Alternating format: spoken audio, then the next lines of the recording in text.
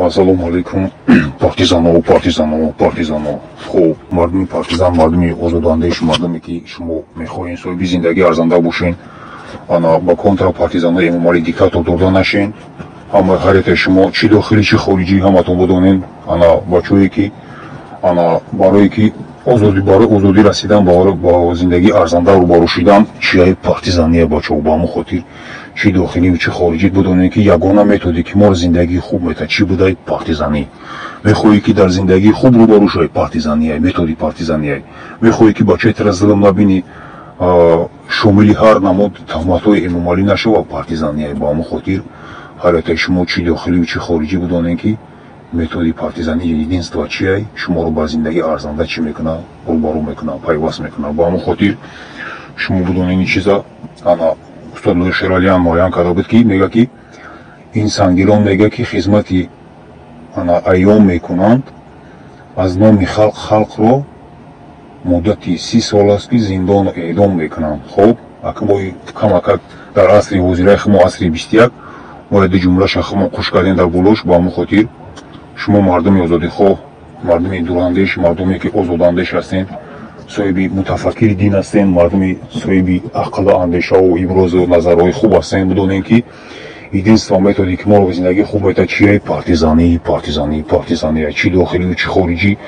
ана мардуми озодандеш будонед ки ба ин кланҳои эмомалӣ дода нашен, ба ин кланҳои эмомалӣ шумо чӣ накунед, ба ин гумоштҳо пайваст нашен. ана гумоштҳо шумо будонед ки партизанҳо барои хубии шумо кор мекунанд, партизанҳо барои хубии шумо ҳаракат дорад.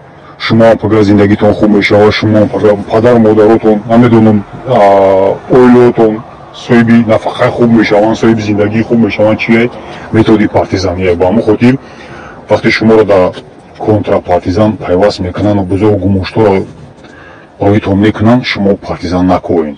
ҳам партизан барои хуби шумо кор кардеса. ҳамин дуруни калонаи эмомалиро нигоҳ кунед, ҳаминҷа обши нигоҳ кунед, 1000 нафар зиндагии арзанда дорад. зиндагии арзандаш чия? зиндагии арзандаш ҳамие ки мошини пеши пеш дашиштаги ҳай кардесай, пеши пеш хонада зиндагӣ мекунад, пеши пеш ҷуда гуфти гапо ана мерава истироҳатгоҳ да истироҳат мекунад, истироҳатша мекунад, мия пулиш мераса, бачаҳош дар ҳар давлати бора бухона пулиш мераса. ина мера мегӯянд соҳиби чи? зиндагии арзанда. барое ки пулитра молитра зиндагитра дидеса, зиндагӣ хича хуб кардеса. ира будонед ҳар як мардуми озодандеш, ҳар як мардуми соҳиби фикри ақли идроки баланд чӣ мегӯянд фаҳмиши баланд дорем, бифаҳмем. ба ҳамон хотир шумо дар давраи ҳамин соли 93-92 нигоҳ кунед ки ҳамин каланҳое ки сохта шида буданд ба монанди бубои сангак, файзалӣ, ҳамин бубои сангак хичи ай кулоб мегирифт, дар чеҳраи мардуми кулоб ҷиноят анҷом медод. мардуми кулоба чикор кард, дар дигар минтақаҳо чеҳрашона бад нишон дод, чеҳрашона чикор кард ба ҳамон мардуми кулоб. гӯё ки мардуми кулоб я мардуми қотилан, я мардуми ҷинояткоран. ин хеле муаррифӣ кардан мардуми кулоба. чи файзалиш хичан ай кулоб мегирифт. ана ҳамин метода бози айсарака дигар хел товуш додан. фаҳмидӣ? масалан нигоҳ кунед, замин Бизмаков ай кулоб неста, як қишлоқа хича ай кулоб мегира, ҳам ҷиноят анҷом мета. ё ки Ятимов, ё ки Рамазон Раимов, ё ки мисол Шорух, ай Данғарай хича ай кулоб мега ки ма ай кулобум ҷиноят анҷом мета. меравад дар ай Фархорай, меравад дар Зарафшон, дар Истаравшан, дар намедонам ҳар минтақаҳои дурдасти дигар вилоят меравад ҷиноят анҷом мета. ҷинояте ки қотиле кушторо анҷом мета. ба номи чи? ба номи мардуми кулоб, ба номи мардуми дуруни кулоб. ба ҳамон хотир шумо як назар кунед, мардуми дуруни кулоб кадр дар документ нест, кадр нест, кадри баланд. чӣ мегӯянд хеле масалан вазир, масалан мардуме ки раиси вилоят нест ай дуруни кулоб. ин маълим рихтир пихтир кор мекунад дуруни шаҳрда. мисол нигоҳ кунед, дар дуруни кулоб начани милиса ай гиҷоай ай Данғара омада раиси дора. фаҳмидӣ? ягон минтақаеро дидем ки раиси ноҳия мардуми дуруни кулоб боша. хитон аналитикен, хитон як андеша кунен чӣ кор кардесанд. ман худ мардуми ҳамон тарафам, медонам, азёд медонам. анам хеле метода мо нав сар кардесанд. ба чӣ?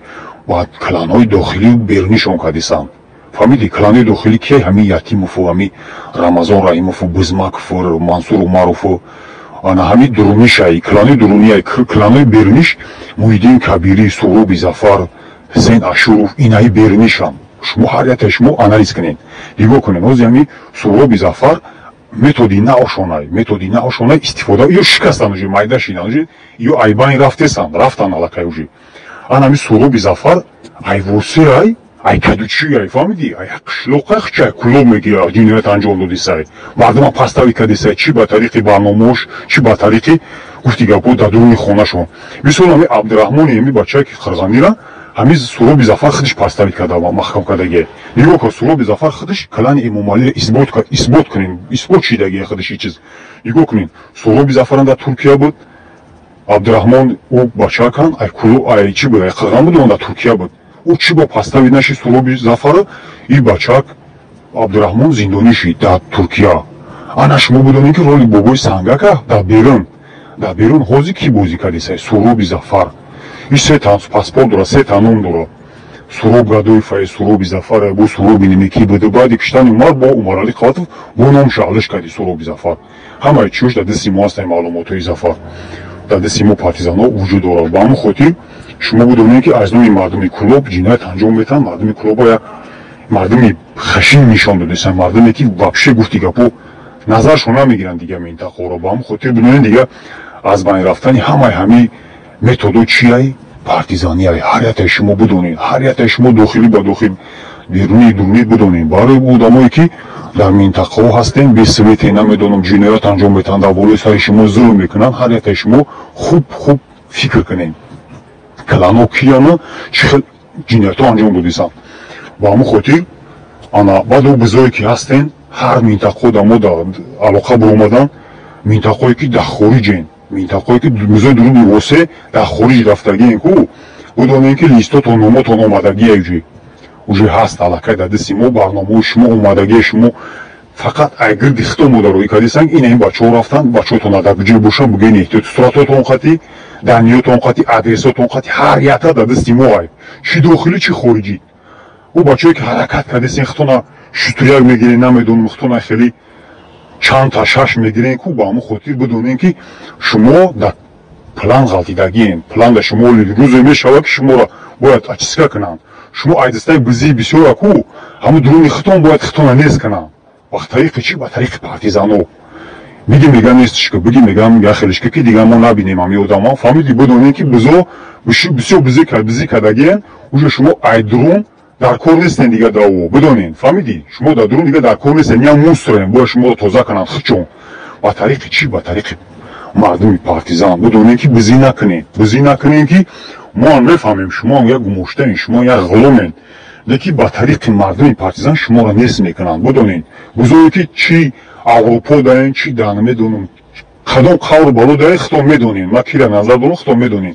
хусусан минтақаи восе бидонен баъд минтақаи бизои хуҷанд бизое ки минтақаи хуҷанден ҳамон тарафҳоам шумо бидонен минтақаи айнӣ бизои айнӣ бидонен фаҳмидӣ бизои дуруни муминобод бизои фархор гӯди ятимов даен ку наво бидонен шумо ки листои шумо омадагия ҷо мо накаладноёро нигоҳ кардисем ҳар яктаи шумо да уҷо варақҳо дар растаи номотон чи до хориҷ рафта омадисен пул масраф кардиса эмомалӣ ку бидонен ки номои шумо ҳаст бидонен уже шумо дар кор нестен дига ёда бояд шумо тоза кунанд ба тариқи партизанҳо ба ҳамон хотир шумо бидонем ки бизӣ накунем партизана наковен хитона контра партизан нагирем ана баъд одамое ки зулм дидагиен бачаҳотон дар хизматаи 25 сомонтон намегиранд ку минтақаҳои хитона очистка кунен тоза кунен ҳар яктаи шумо дохил ба дохил чи дохилӣ чи хориҷӣ ана баъд одамое ки супербизанд ку супербизанд дар минтақаҳотон дар ҳисору дар райони ванҷ дар вахиё мо дар даниёш омад бизора